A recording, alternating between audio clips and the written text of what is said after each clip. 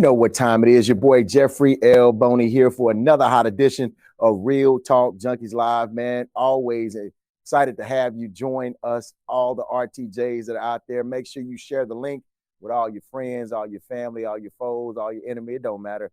Everybody needs to be tuned in to today's topic. As always, we have a very, very interesting dialogue. Always have some great discussion about things that are important to the African American community, as well as just things that you may or may not be following or aware of. So make sure you, like I said, you are sharing the link with all of your friends, all of your family, everybody that you know, so that they can chime in on the chat. I always enjoy your feedback, your questions as it relates to anything that we talk about here on Real Talk Junkies, as well as I want to encourage you to visit forwardtimes.com. Again, that's forwardtimes.com, so that you can check out the latest news about and for the Black community, particularly in the greater Houston area and across the state of Texas and across the country. Also, I want to encourage you to engage with me directly, jeffreylboney.com. Again, that's jeffreylboney.com. And pick up the latest book, Don't Argue With Me, A No-Nonsense Approach to the Issues in the Black Community. All right, let's jump right into it. There's 2.7 million eligible Black voters right now as we're starting the November midterm elections, early voting. 2.7 million eligible voters.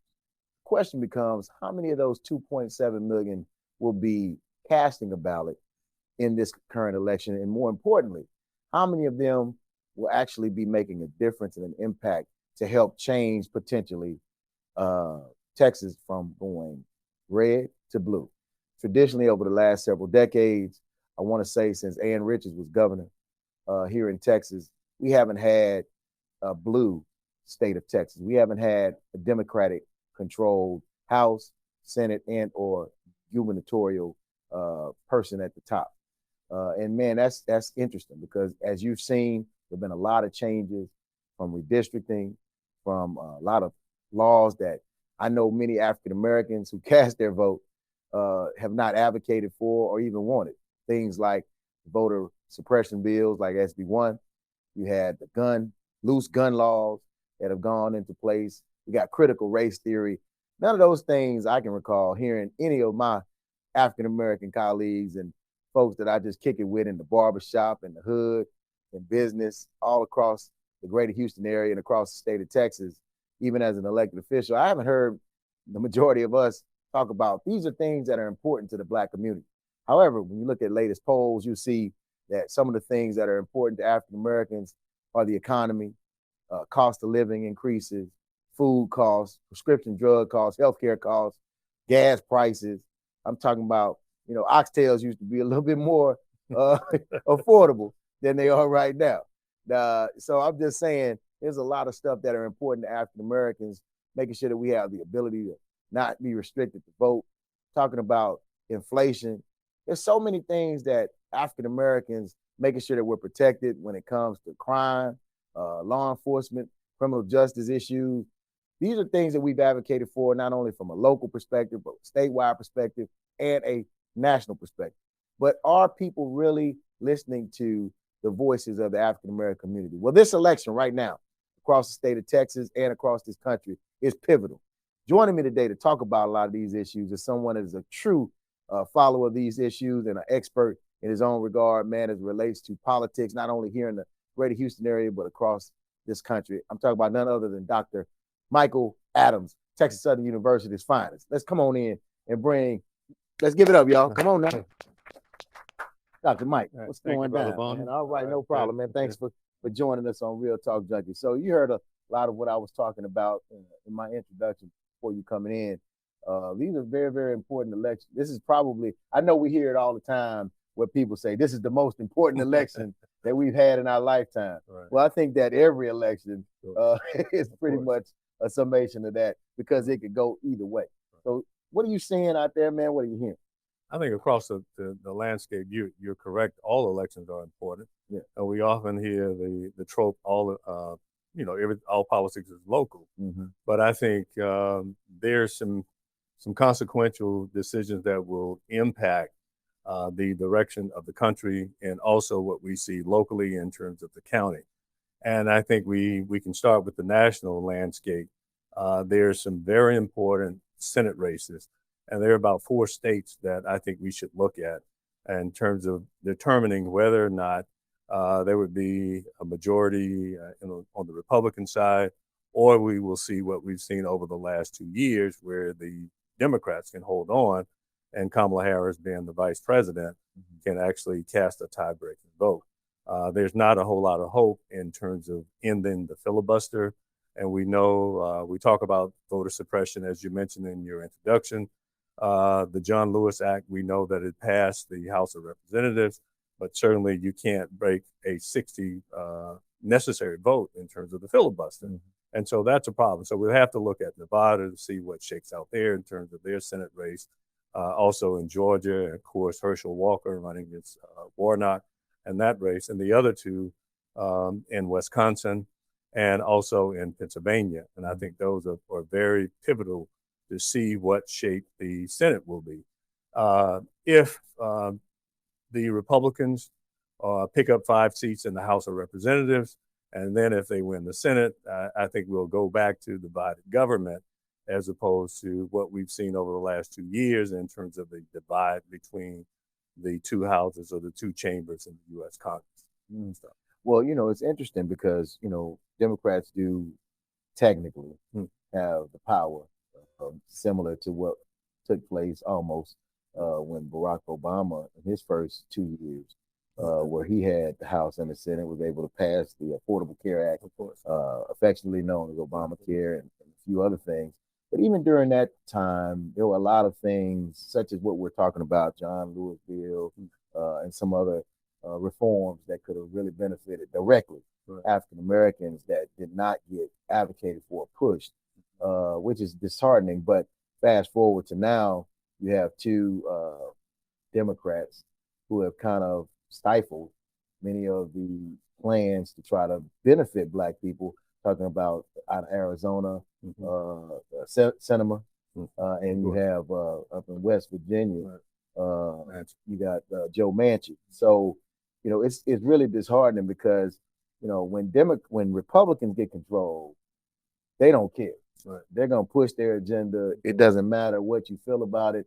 They've altered the filibuster situation to benefit themselves when they had the power to control without the 60 votes. And so it seems like with us, and I say us because I'm a Democrat, we don't have the same backbone, seemingly. Right. I agree with you wholeheartedly there in terms of the tenacity in that.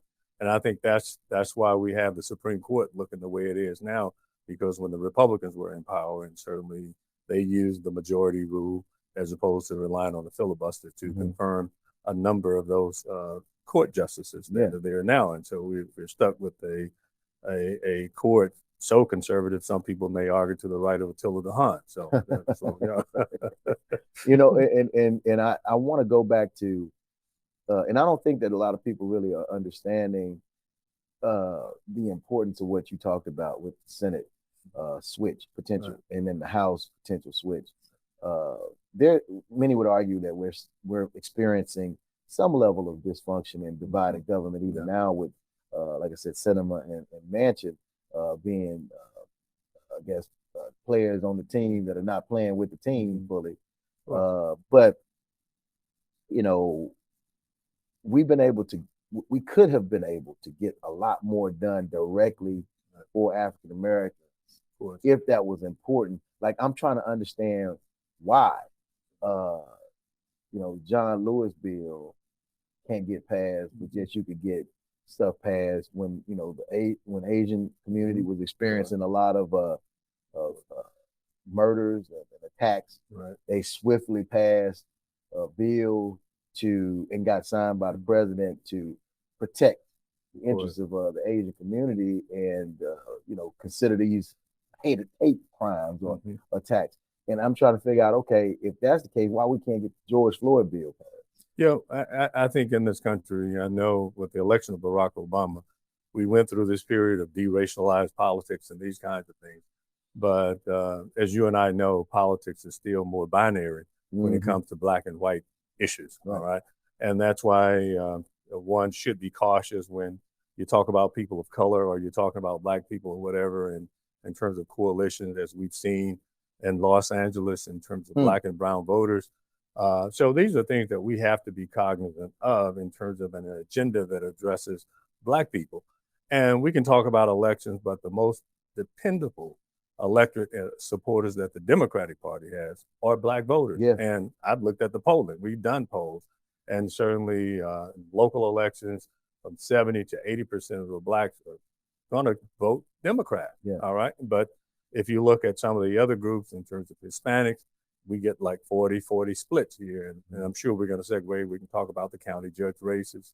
And I mentioned the national, but there are also local things that we should be looking at to see where the trends are, going back to your introductory comments about whether Texas will flip to blue versus red, or whether we're purple in this. And I tell my students all the time, I define politics on the basis of what we call the authoritative allocation of values.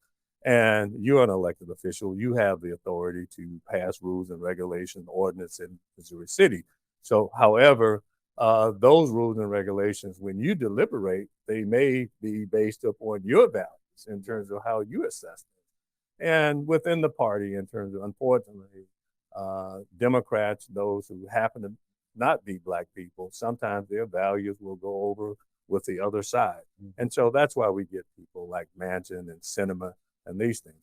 But I think we should continue to hold people to the fire, because, again, we know that if we're not for the black vote, Joe Biden probably would not have won that primary in South Carolina. Right.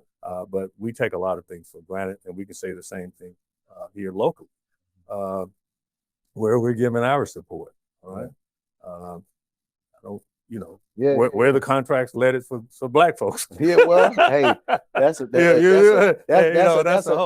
whole nother 3-week consecutive conversation we could have on that here on RTJ. But I wanna emphasize, you mentioned about the Senate seat, but you think about the fact that you could throw someone like a Herschel Walker into the race, and this is a party and an individual who campaigns on morals and certain high moral standards and codes and lifestyle. And you see all of the things that are coming out. You look at education and things that are being touted and claimed, and these false narratives about certain things and who that person is.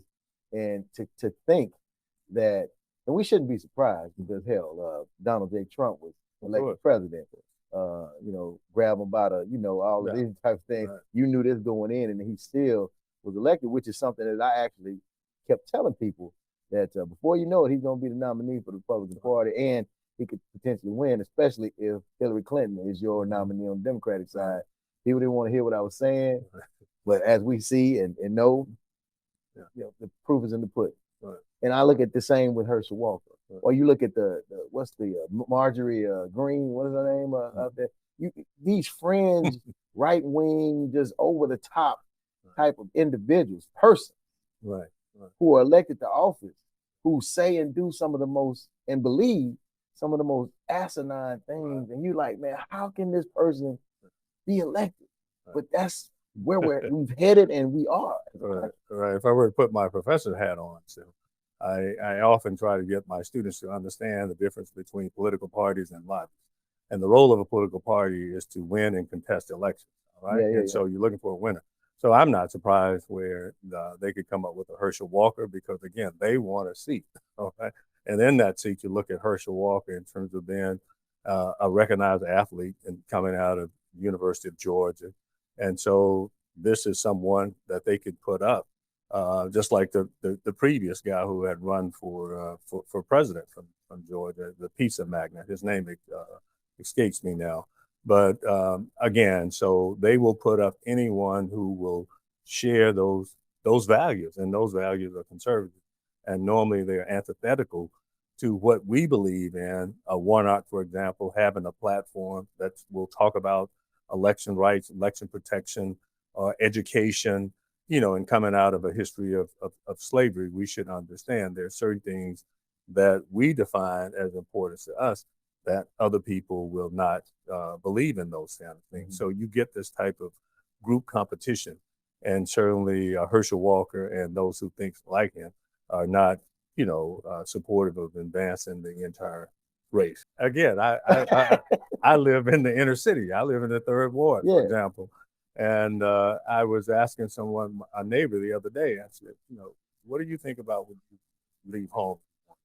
And he told me, he said, man, crime and how much gasoline is going to cost. And so I think what you're getting at is messaging.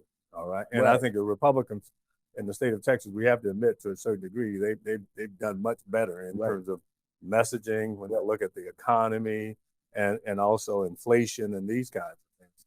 And I think the average citizens, it's real. You can feel it when you go to the HEB or your local market, for example.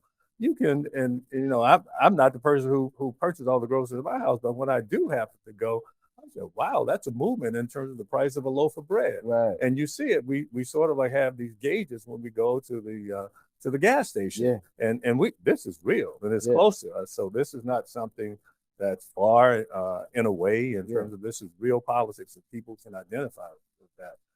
And I think certainly reproductive rights in terms of looking at the history of women being able to make those kinds of decisions, because Black people tend to be liberal on social issues. So that's to be expected.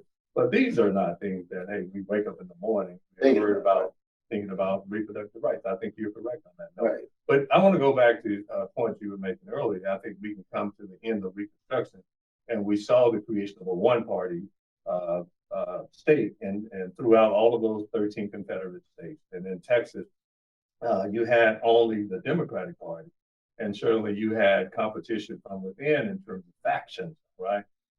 But the modern Republican Party, as we know it, came after Supreme Court cases in terms of Smith versus Allwright in 1944. It said that we're going to have the end of the all-white primary, where there was a one-party state. So you see the creation of the Southern Republican Party in all those states. Now, if you look at Texas, if you look at Alabama, look at Mississippi, state politics is dominated by Republican parties. And I think you're correct. The Anglos within the Democratic Party, they were switching, and you had what we call party de-alignment. They were moving away from their party, and we saw the realigning of parties. And they would often say, well, hey, I'm not leaving the Democratic Party. The Democratic Party has left me. These are Anglos. So they're looking at their values. So you get Richard Nixon, for example, saying that there's a silent majority of people. So he's appealing to the Southern vote, the Southern strategy. Right. And when Ronald Reagan announces his campaign, he goes to a place called Neshoba County, Mississippi. And so then that's in the heart of Dixon. And he talks about new federalism, and he's going to change things in terms of the relationship between the federal governments and the states. So I think you're right. Black people basically created the two-party system in Texas and other states by moving into the Democratic Party. And we know under Franklin Delano Roosevelt, most Black people, they identified with the Republican Party, the party of Lincoln. Right, absolutely, because prior to proclamation. Right. And even during Reconstruction, as you mentioned earlier, so many gains that African Americans had, becoming governors and senators and county officials and whatnot. And of course, that did not sit well with Anglo. Of course. And the 1965 Voting Rights Act, we hadn't talked about that. But if you looked at those other states that under the Coverage Act, in terms of that were covered, if you look at the growth of the number of Black elected officials. And I think Mississippi, you had about 3 elected officials in the state legislature, and it's sort of like it doubled after that. And it makes a difference in terms of if you can get people in who look like you, who share values that identify with the community, you can have some impact on the policy outcomes that come from the city council or come from the state legislative body. And so that's important. And so there's significance. We've seen Black people and even voter suppression. These are things because, again, we work very hard for them to try to take these rights away from us in terms of having access to the voters. And we know we got the end of Reconstruction. And out of that, the state of Mississippi in 1890 called the Constitutional Convention for the express purpose of what? denying black people the right to vote. And they came up with literacy tests, grandfather clause, all of these things. So I think we're in a kind of post or a new age of that, and certainly at least I think they're outright with Senate Bill 1. Yeah, that basically we're going to create these obstacles and just make it difficult for you to have access to the franchise and to cast a ballot. Right? And then we're going to intimidate you, right? So we're going to have these poll watchers. Now, you know, that was one of the things that the 1965 Voting Rights Act did. All right, it came up with the coverage formula. It said that basically, if you have less than 50% of people registered, so we know that all of the 13 southern states didn't have any of that, all right? And then they said, well, okay, to protect these African Americans, we're going to deputize federal registrars, right, or observers on election day. They would come there, and they would monitor. So now the Republicans, they're just doing the opposite, right? And audit, for example, why Harris County, the largest county in the state of Texas, you want to audit the election. Yeah, you want to single out. Well, you can label that as intimidation. Absolutely, and voter intimidation and suppression to a large degree to try to cast doubt on the electoral process in democratically leaning, heavily democratic leaning counties and areas. You know, something that you talked about, man, is just so intriguing to me because I love history. But you know, you go back to LBJ took over for Kennedy, and how, as a Democratic Southern leader at that time, vice president initially, he wasn't supportive of Voting Rights Act. No, he's not. And a lot of people don't know that. Right. You know, he gets credit for its passage, but then a lot of the Democrats who were in office voted against the Voting Rights Act, the Civil Rights Act of '64 and the Voting Rights Act of '65. And so after that passed, Civil Rights Act and Voting Rights Act, you started to see this shift of African Americans to the Democratic Party, because just like with Lincoln in the Emancipation Proclamation, there was this sense of loyalty. Like, you know what, they looked out for us, so this is where we need to be aligned. But the majority of the Democrats at that time did not even did not vote for those two acts. Right. And I find that interesting because, you know, we think about the fact that, you know, African Americans have devoted and thrust ourselves practically holistically into our dedication, loyalty to the Democratic Party, but it seems like our interests are always shoved to the bottom. And I look at it locally. And then you think about the fact that you have other groups now who've taken the civil rights playbook of African Americans and are now benefiting. And you mentioned LA. Right. And you think about all of the council members who were on tape and the union leader who was on tape talking about the power of this African American community, which is a small group compared to the Hispanic community. So they are seemingly have the same mindset as those that have tried to suppress the Black folks. But yet, you know, we keep hearing about this Black and Brown coalition. Yeah. Well, we can talk about Black and Brown coalitions, but I was thinking this morning about some of the topics to discuss. A good friend of mine, a former colleague, Franklin Jones, when I first moved to Texas, he was saying, Mike, he said, chili and grit don't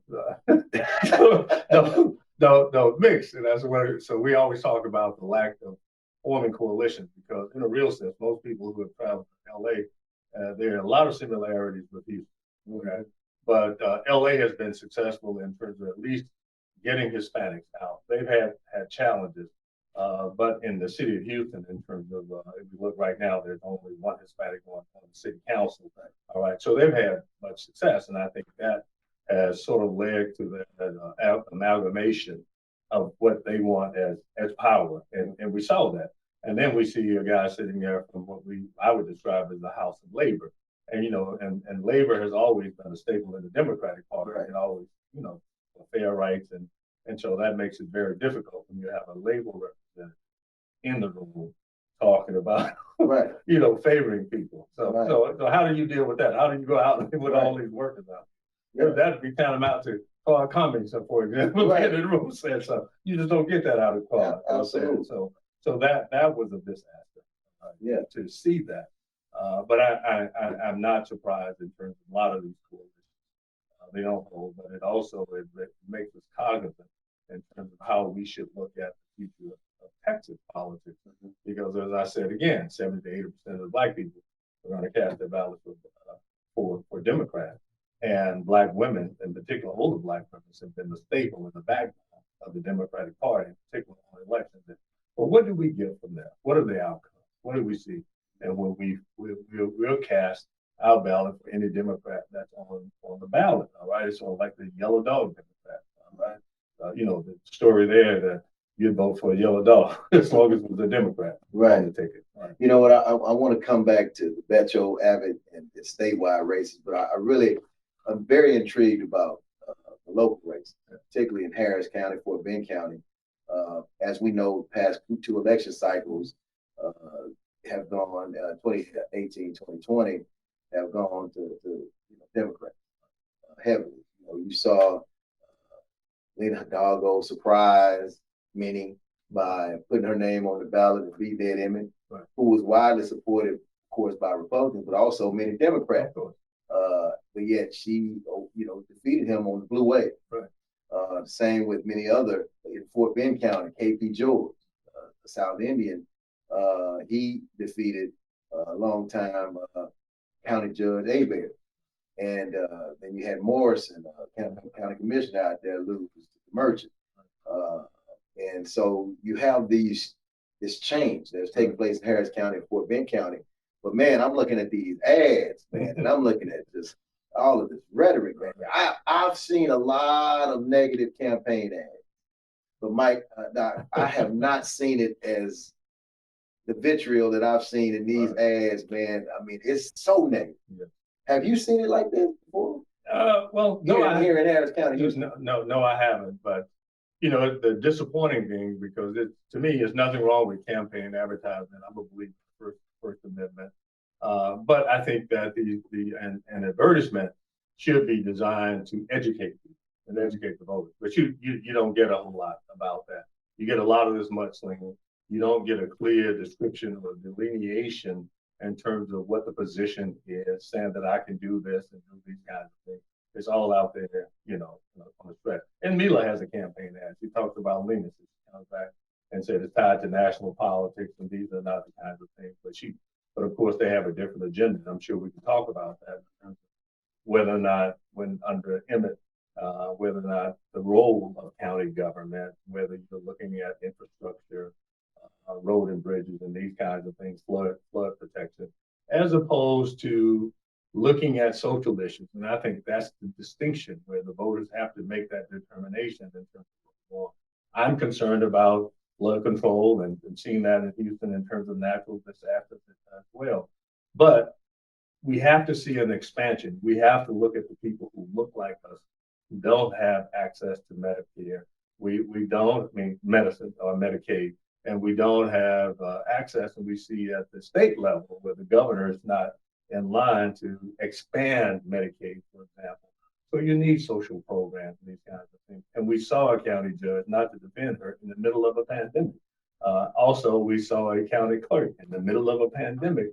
I thought they displayed outstanding leadership in terms of being able to make voting accessible to people. And I'm talking about Chris Hollins right now in terms of what he did with some of the changes. And also in terms of Lena was out there front and center, and she was doing that. And so that wasn't expected. And I think that created a lot of backlash because the crime issue has been a sort of like Achilles heel, and the Republicans going back again to the messaging, for example. And I think they've gotten out in front of that. Yeah, it's interesting, man. I was talking to someone, African American Republican, on yesterday who say that they're voting against all the Democrat judges because of the crime issue. And I was like, well, don't you believe that Republicans have to shoulder the overall responsibility? Right. Because, these individuals getting out on bond and being allowed to do that, these laws are pushed down from the state level. So who's to blame? The judges who are following state law or the individuals who create the state law? But I think there's some things we we have to admit that they're different this time. Now we will not have straight ticket voting. And I think the Cruz was Beto in 2018, that election, and where Beto was very strong in Harris County. I think he'll be strong in Harris County again this time, all right? But there are some other issues out there, and looking at what we're seeing in the polling numbers, that basically the county judge race is basically it's a toss-up. The Hyvie School on 2 days ago, they released the poll and showed that actually Wheeler was a 2 percentage point higher than Hidalgo. All right, but still they had a margin of error of 3%, and so that means that it's a toss-up. It can go either way. It can go either way there. But the fact that Wheeler was ahead, of course. But what do you attribute that to? Well, because the polling, when they oversample like Hispanic, for example, it was split like 44% or 40%. So Hispanics were split. They were split on a Hispanic incumbent elected official. Of course, they were in terms of the polling results that came from the Hyvie poll, and also blacks were 73% in favor of voting for the Democrat for the yeah. Wow. And, so wait a minute. A Hispanic female on the ballot for re-election incumbent was split with Hispanic voters. That's very, very surprising. Yeah. Did they get any other feedback as to? Well, in terms of when they ranked order the issues, crime was the one thing you have to look at. Again, the Hispanic vote has not been monolithic like black vote, right? In terms of looking at the issues, and that's why we see some competitive races down in South Texas. Right? And that has been, when you talk about even immigration, Hispanics are divided on the issue of immigration. Border protection, Hispanics are divided as well. And so, again, they have not been a monolithic or a cohesive group or a voting bloc like we see for blacks. And you don't know what to expect. Pretty much, I mean, I've seen over the years, election cycles, that it's, you say split 50-50 almost, or 40-40, and that there's no true, you can't dictate whether that 40 will turn to 41-39 or 39-41 or whatever the case may be, and then if they're actually going to be coming out to vote at all, because there's kind of like this genie waiting to be let out the bottle type thing. They got all of this power numerically that they tout, but yet when it comes to showing up at the polls and actually flexing their muscles politically, they're not coming to the poll. Right. And also, I think another race we should look at in terms of Hispanic voters, the Attorney General. All right, Paxton, with all of the scar tissue in the baggage that he's carrying, all right, is still leading in that race in the poll. So it's interesting to see how Garza, the Democratic nominee, whether or not the surname Garza will appeal to Hispanic voters when they vote. And certainly, we may see some split there in terms of Hispanic voting.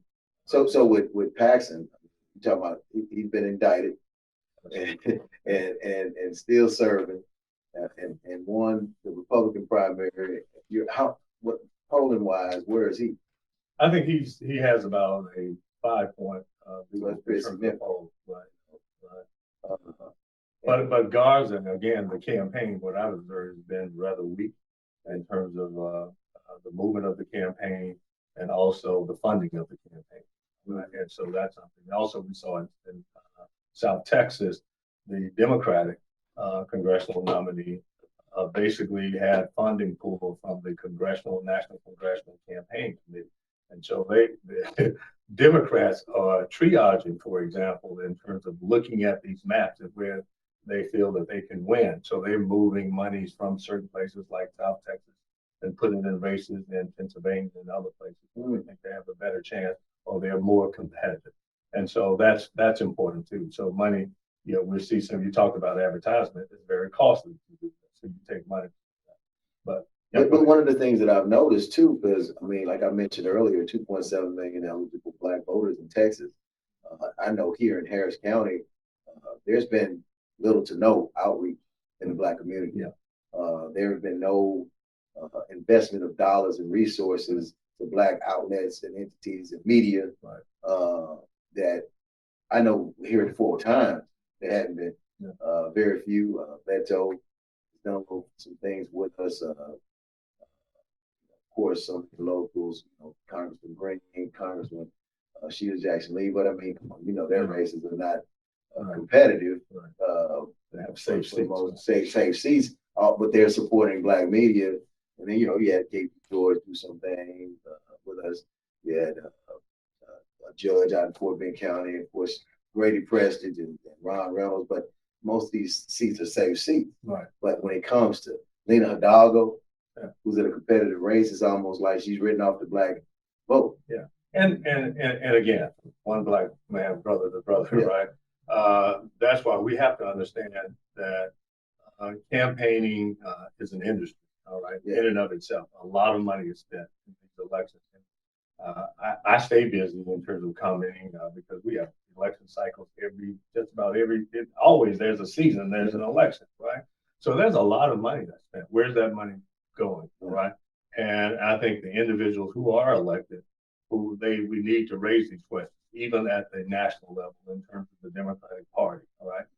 That it says one thing about Beto, but basically, where are you spending the money? What about the Democratic Party? Again, you have, all of these Black businesses that could benefit from these campaigns and also assist in terms of TD activity in terms of getting out the vote.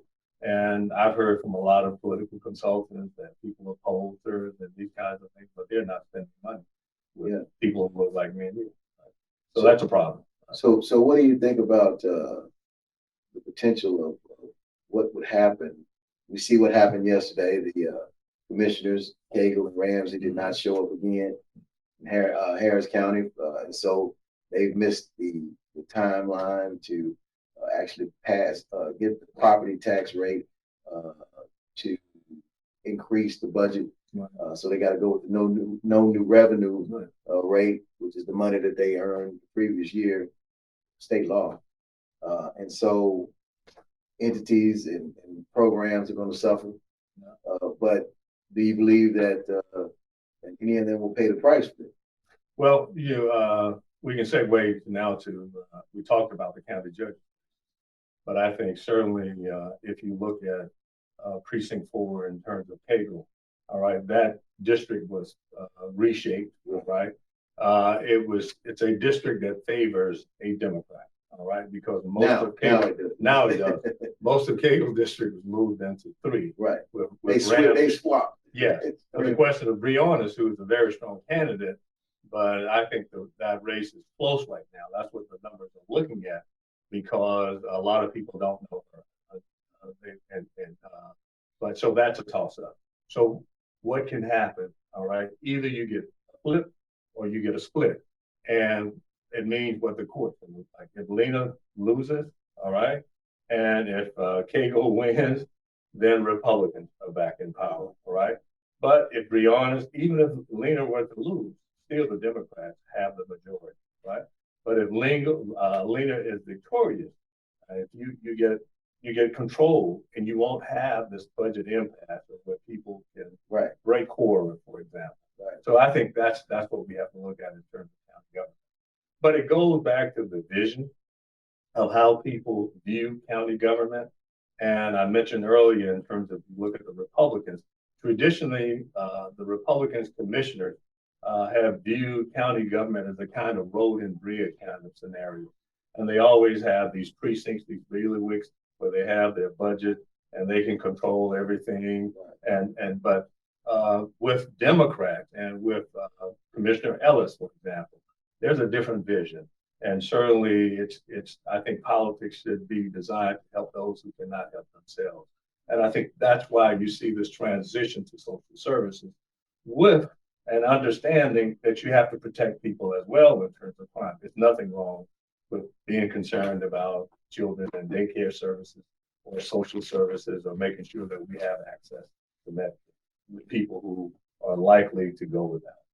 So let's talk about Beto and Abbott.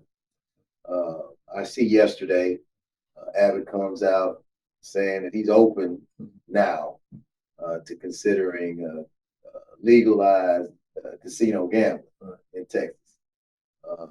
So that's in itself is going to connect with some folks who've been advocating for that. But I think that, you know, he is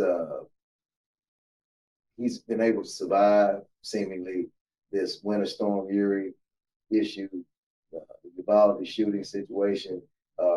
Has that impacted him in a negative way, or is he still kind of insulated? No, I think Abbott, in terms of his campaign, you have to look at it nationally. The Republicans have been hyper partisan in a sense, all right? Because one, you have Donald Trump, who's still out there driving the issues nationally, and you have people who are looking at 2024. You look at DeSantis, for example. Abbott has been out in front of that in terms of the border issues and what have you. And so I think the messaging in terms of looking at crime, he's connected the border to crime, these kinds of things. And so the Uvalde, in the sense, it's in line with the way Republicans poll, and some of the polls that I've been involved in, it clearly that there's no movement away from Abbott in terms of Republican voters, and that includes Republican men and women. And so he has solid support there. And the most significant point, Abbott had a $50 million trove of money, all right, to spend, and probably is one of the best funded Republicans in any state in terms of being able to use this to run for re-election. And so he has the upper hand there. He has more money. The messaging, certainly he's driven the crime issue. He's been down there on the border, all right. Beto, on the other hand, it seemed as though in terms of the Democrats, blacks are going to vote for Beto, all right. The Hispanic thing, again, there's a split there. But Beto has been driving millennials in terms of Gen Z. So he spent a lot of time on college campuses. Whether or not these people will go, young voters will get to the polls on election day, that will certainly make a difference in terms of how Beto fares, right? Mm-hmm. But I think some of the negative things are carryover when he ran for president, for example. He got up in the middle of one of the debates and said, well, hey, I think it was at TSU, for example, of the assault rifle. Hell no, not on my watch, these kinds of things. So the Republicans have been able to use some of that to paint him as a liberal. And you were talking earlier about the Democrats in terms of, I tell my students to take two wings to make a plane fly, right? You have a liberal wing and a right wing. And then you have people like AOC, these kinds of things. So all of that has been used against Beto, right? In the past, and the Republican Party, they're more to the right, all right? And we don't see the Republican Party as we knew it when there was the Rockefeller Party, known as the liberal wing of the Republican Party. And they would come out and support socialists, for example. You don't see that in the Republican Party. Right. It's conservative. Yeah, well, very conservative. Yeah, far right for the most part. Right. You talked about earlier about this crime narrative that the Republicans pushing. What about the judge races? The judges races. I mean, they're criminal court judges, civil court judges, but primarily the criminal court judges. The Black Girl Magic individuals. Do you believe they survive? Well, it's going to be interesting because there are 15 criminal court judges who are going to be on the ballot in Harris County. To me, I think that will give us some indication of how people feel about criminal justice and criminal justice reform issues, right? Because the bail issue has been, I think, front and center or paramount. And what I think also enabled some of the success of the Black Girl Magic was the straight ticket voting. You don't have that now. So I think it's going to be interesting to see how those 15 judges, and some of them may not be able to make it in this cycle. In terms of being reelected. Do you have any that you think are vulnerable? No, I don't know any names. I'm not going to call names. I'm not going to do that. Yeah, I got you. Support or endorse a candidate. I don't do that. hey, I don't get paid. I got you, man. I got you. But I just I see that Beto's done a good job on his own for raising money, independently from individual donors, man, and he's hit all of these 200 some odd, 253, I want to say, counties across Texas, consistently driving his own truck. I don't know how a veto gubernatorial run would change Texas. How could it?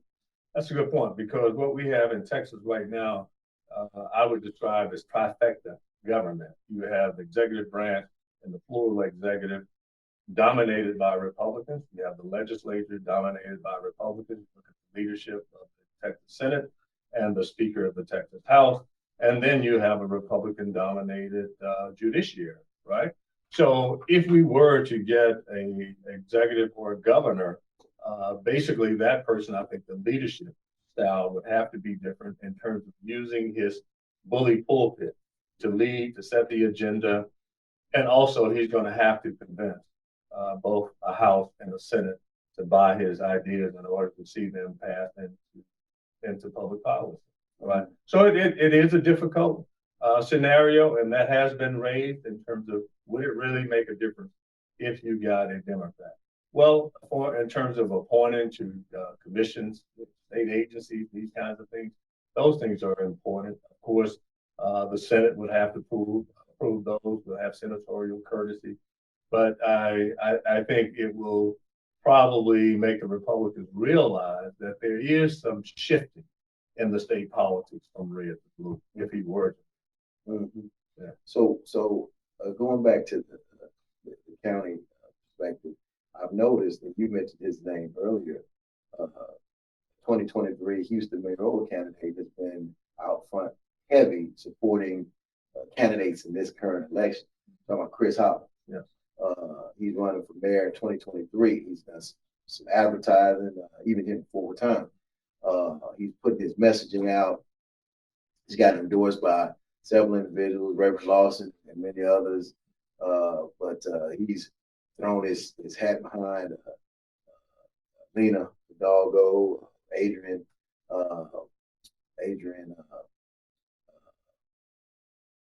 Garcia, as well as Briones. And so, how do you see that race shaping up for 2023, man? Because you got the only say the only African American female. There's two African American females, but you have a viable African American female candidate, and Amanda Edwards, Gilbert Garcia's names out there. Of course, you got John Whitmire. I think there's a Republican candidate that recently announced or is about to. So where are you hearing things, seeing things that we should be aware of? Well, I think you can answer that question. Chris is a politician, and any good politician understand that you start early, all right? And we always say that if you're interested in elections, you start the day after the last election in terms of running, getting out front. We know that state law hampers some people from announcing that maybe on Houston City Council, for example. So there probably be other people in the race. All right. But if you look at the formidable candidates today, you have Chris Hollins, Amanda Edwards, and we know that State Senator John Whitmire, right, will be in the race for mayor. State Senator John Whitmire will certainly have the money, just like Governor Abbott, I said, so he will be well funded. But I think what we've seen with the two early candidates in terms of Chris and Amanda, that they've raised a lot of money as well. And I think, one, Chris has demonstrated leadership qualities by during the pandemic in terms of voter registration. He got a lot of national media play. And certainly he's a bona fide and a good candidate, for example, for mayor. The same you could say for Amanda Edwards, who has actually served as an at-large council member, although she made a failed state run for a U.S. Senate seat. But it's going to be interesting. And she got more votes than us. That's the term. Yeah, well, you and I know in Houston mayoral races, and I've been tracking those as well. It's the person who makes the runoff. Yeah, right. That's always there, and so there will be a contest, even if Whitmire were the front runner. You don't get a majority, and so it's up to the other candidates to be in the runoff. Right. So, if you were to call it today, Who makes the run up? See, Jeffrey, I'm not going to do that. You know I got to try, man. You know that's what I do, man. You know that would remove the objectivity in the analyst hat, right? And they told me all through school that you're supposed to be objective. I got you, man. You know I got to try. You know what I'm saying? I mean, nothing beats a failure but a try. Yeah. Okay. I think back, man, about something I wrote. Matter of fact, this week, my front page article in the Forward Times is "Respect Our Vote," and I think about the fact that you talk about how loyal Blacks have been to the Democratic Party. Yeah, and it's almost as if Doc, we're in a catch-22 to a large degree, because it's like you're damned if you do, and you're definitely damned if you don't. Right. If you don't get involved in politics, if you don't vote. And particularly, seemingly, if you don't vote with people who are close to or seemingly aligned with your interests, or open to hearing your interests, you're screwed. And so you're subjected to having leadership or people in decision-making capacity that are going to do whatever they're going to do, with or without your voice. Whether you complain about it or not, they're going to make the decisions that they're going to make. So if they're opposite of what your interests are, then you have nobody to I guess, blame, but your lack of engagement, right? So you keep hearing people talk about we shouldn't give our vote to the Democratic Party because they're not fighting for or advocating our interests, but you really damn near don't have an alternative, do you? No, and I think, in particular in the state of Texas, but as a citizen, I look at my community, I look at the benefits, and I think we have to understand that voting is just one avenue of communicating your desires and wishes to people inside government. We've talked about the judicial race, and we have a good friend out there who's downtown at some of the election places, calling these judges out, and some of them look like him, right? He has every right to do that. If you don't get tangible results, right? And I can look at my community in terms of some of the redevelopment that has taken place. And, I live in precinct 1, for example. And so I want nice sidewalks, I want bikes and all of these things, but also I want protection, right? And so I think we have to understand it may not impact upon you directly, but you can see tangible benefits. And then I walk to work, for example, and I'm always engaging with Jack Yates students. I talk to them. If I go to the local HEB, if I see a young lady say, "Where are you going to college?" These are the kinds of things that are real, and they touch people's lives. And the same thing in terms of your community, and you know what to do. And if Jeffrey Boney doesn't do these things, there should be something called accountability, all right?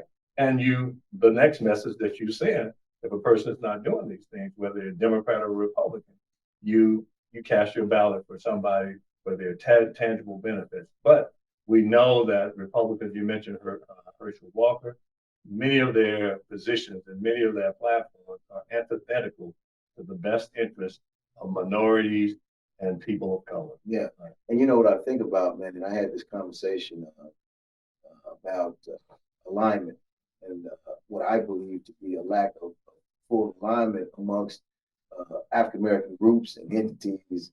I'll just start here in the Greater Houston area, where everybody's saying that we need this, we need that, and you mentioned the word accountability, and I had this conversation with a few of my constituents. They were like, we're going to hold you accountable. I said, that's good. I want to be held accountable. However, I need to know what I'm being held accountable for, and you have yet to communicate to me. I was talking about these individuals, what it is that you're seeking or want to seek. So you can only hold me accountable based off of something that we agree that I need to be held accountable for. So if the task is moving this chair over there, it doesn't matter how I get there, get the chair from here to there. If that's what we agree that this is what the community wants and expects, that's what I need to be held accountable for. But if you now start talking about the vase, or if you start talking about, the sofa, well, we never talked about that. I had no idea that that's what you expected me to do. So you can't hold me accountable to something that I don't know that you expect of me. And I never communicated to you that I will do for you. And I think what you're getting at is what I would call a Black agenda. For example, if you look at talking about Black politics and making sure that there are things on the agenda, and then we can check things off in terms of your accountability, your report card, or whatever you would call it, and we would assess you on the basis of that. Right? Yes. If you didn't do right, well, we'll have a feedback loop. We'll come back and say, Representative Boney, these are the things you fared this way, but you didn't do so well on this one, and you can come back before the people and come back and say, well, hey, I plan to do better. Absolutely. But the key is an agenda that we all, that you agree to, and a report card to assess the performance, to assess. That's accountability. Accountability is not just saying, oh, you ain't doing nothing for Black people. Oh, he sold out. Well, he sold out. Yeah. Well, what are you basing that on? Right. And so what we're talking about is some type of scientific method, where we get out of the sloganeering and the name call. If we can come together as a community. But that has been difficult because, again, Blacks are not a monolith. All right. You can say that we are kind of mosaic in terms of our thinking, ideology, even on crime, that Black people are juried just to be just conservative as an Anglo person. So we have to have that understanding, but our institutions, that's what I'm hearing, have to come together and be able to pull these groups, whether it's divine, dine, whatever, and bring these and come together as a community and say that these are the things that are important to us. Education certainly would rank as one of those things. And then look at the educational institutions within our community. I work at an HBCU, right? But if you look at the way HBCUs are appointed in terms of their operational structure, board of regents are appointed by the governor, who is a conservative person. So, so therein lies some problems. So I think all of these things need to be fleshed out and discussed, but it's about community and understanding that we are one as a people. And no matter how successful I am, that I always have to be able to communicate with that student that I see on the sidewalk walking off with Jack Gates, all right? Because I won't be safe if I don't help that young man or young woman. Yeah, no doubt. Well, Dr. Michael Adams, always a pleasure to have you on, man. Thanks for making time for us. Definitely have you on, man, post-election. So we can talk about the results, man. And we got a Missouri City election going on right now. And, we definitely want to encourage everybody to go out and cast their vote. They'll go all the way down the ballot for all races, whether you're in Fort Bend County, Harris County, et cetera, man. Thank you for being on today. Quite welcome. All right, Dr. Adams. That'll do it, y'all. We're about to get up out of here again. ForwardTimes.com is the place to visit to check out the latest news. And, of course, you can engage with me, JeffreyLBoney.com. That'll do it, y'all. We're going to get up out of here until next week. Let's go.